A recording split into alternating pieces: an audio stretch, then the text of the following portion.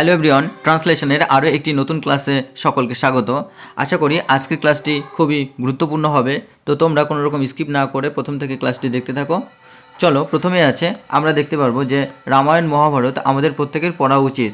তাহলে each of us should read the Ramayana and Mahabharata.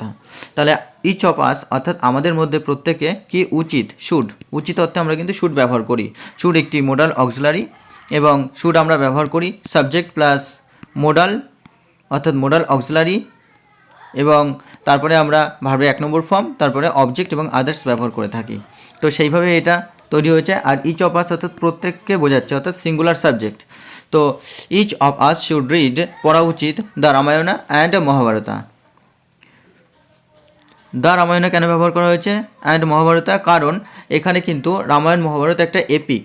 তো APK অর্থাৎ মহাকাব্য, যেটা আর কোনো দ্বিতীয় নেই, রামায়ণ মহাভারত একটাই আছে, এই কারণে কিন্তু আমরা দা ব্যবহার করেছি।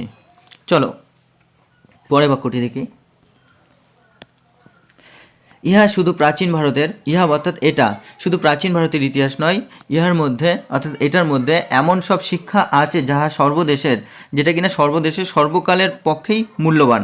তাহলে দিস ইজ অর্থাৎ এটা, this is not just the history of ancient India, এটা শুধুমাত্র প্রাচীন ভারতের ইতিহাসই নয়, অ্যানশিয়েন্ট ইন্ডিয়া অর্থাৎ প্রাচীন ভারত। আর ইট কন্টেন্টস, এটার মধ্যে আছে কি লেসেন্স অর্থাৎ শিক্ষণীয় বিষয়, that are valuable for all countries and all times, যেগুলি কিনা মূল্যবান, ভ্যালুয়েবল অর্থাৎ মূল্যবান ফর কি অল কান্ট্রিজ, সমস্ত দেশের ক্ষেত্রে এবং সর্বদা বা সব কালের পক্ষেই, সব সময়ের পক্ষেই, এরকম আমরা বলতে পারি। তো অ্যানশিয়েন্ট, অ্যানশিয়েন্টের আমরা সিনোনিম জানবো। অ্যানশিয়েন্ট আমরা ওল্ড বলতে পারি, অথবা আমরা বলতে পারি প্রিমিটিভ, প্রিমিটিভ। বা আমরা এখানে ভ্যালুয়েবল, ভ্যালুয়েবলের জানবো যে ওর্দি অর্থাৎ মূল্যবান, বা আমরা বলতে পারি কস্টলি, মূল্যবান। তো এই সিনোনিমগুলো তোমরা লিখে নেবে, তোমাদের খুবই উপকার লাগবে।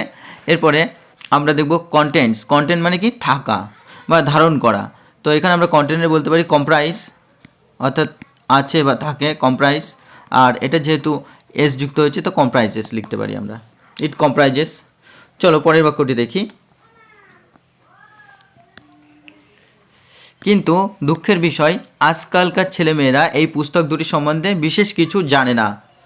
বাট স্যাডলি অর্থাৎ দুঃখের বিষয়, কিন্তু দুঃখের বিষয় টুডেস চিলড্রেন ডোন্ট নো, আমরা ডু নটকে কন্ট্রাক্টেড ফর্ম হিসেবে লিখি ডোন্ট, ডু নট নো অর্থাৎ ডোন্ট নো জানে না, how much about this two books অর্থাৎ এই বই সম্পর্কে বিশেষ কিছু তারা জানে না বা অনেক কিছু জানে না। তো এখানে হচ্ছে আমরা নো ব্যবহার করেছি, কারণ এখানে সাবজেক্ট কিন্তু চিলড্রেন অর্থাৎ প্লুরালকে বোঝাচ্ছে। আর যেহেতু এটা নেগেটিভ সেন্টেন্স, তো নেগেটিভ সেন্টেন্সের গঠন হচ্ছে সাবজেক্ট প্লাস ডু নট অথবা কি does not, does not plus ভার্বের 1 নম্বর ফর্ম বসাই আমরা। যদি আমরা ভার্বের 1 নম্বর ফর্ম এবং আদার্স অর্থাৎ অবজেক্ট বসাই আমরা, এরপরে আদার্স থাকে।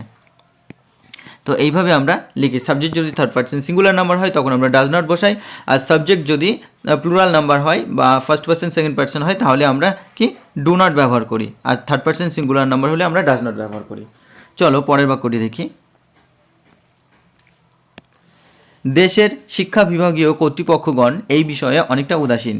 The countries education authorities, authorities অর্থাৎ কর্তৃপক্ষ, তাহলে দেশের কি কান্ট্রিজ, অ্যাপোস্ট্রফি ব্যবহার করেছি যেহেতু দেশের বোঝাচ্ছে, তাহলে এর বা র বোঝালে আমরা কিন্তু অ্যাপোস্ট্রফি ব্যবহার করি। তাহলে দ্য কান্ট্রিজ অর্থাৎ দেশের এডুকেশন অর্থাৎ শিক্ষা, আর অথরিটিস হচ্ছে বিভাগীয় বা কর্তৃপক্ষ, আর অলসো লার্জলি অর্থাৎ ব্যাপকভাবে, বা আমরা হিউজলিও বলতে পারি, হিউজলি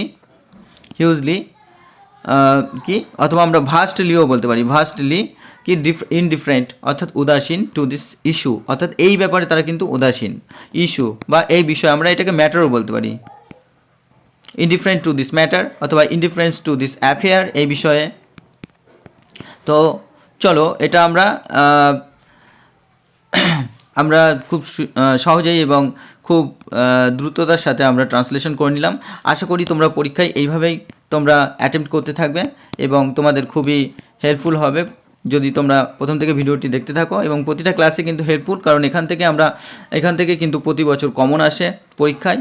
আর তোমাদের যারা প্রথম তারা অবশ্যই সাবস্ক্রাইব করে পাশে থাকা বেল আইকনটি প্রেস করে রেখো, এবং যারা চ্যানেলের পাশে আছো তাদের জন্য অসংখ্য ধন্যবাদ। তোমরা বেশি বেশি করে লাইক কমেন্ট শেয়ার করতে থাকো এবং এই ধরনের ইউজফুল ক্লাস তোমাদের আসতে থাকবে।